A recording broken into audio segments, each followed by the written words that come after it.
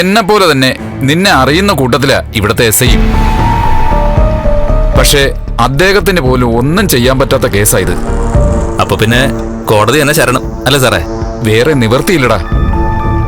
ആ രീതിയിലാ നിന്നെ കുടുക്കിയിരിക്കുന്നത്. കുടിക്കവൻ ഇവിടെ വന്നിരുന്നു അവന്റെ സന്തോഷം പ്രകടിപ്പിക്കാൻ. അതാരാ? ആരാണെന്നൊന്നും എനിക്കറിയില്ല.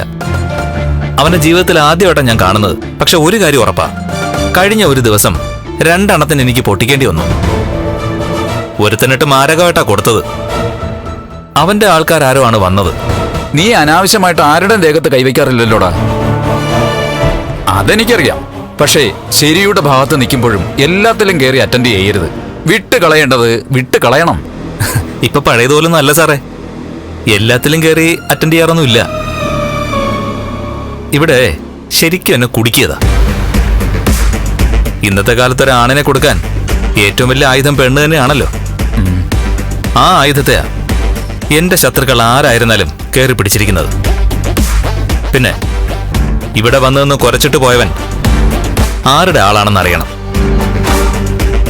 അവന് എന്നോടുള്ള വൈരാഗ്യം എന്താണെന്നും അറിയണം. അപ്പൊ പിന്നെ കോടതിയിൽ വെച്ച് കാണാം അല്ലേ?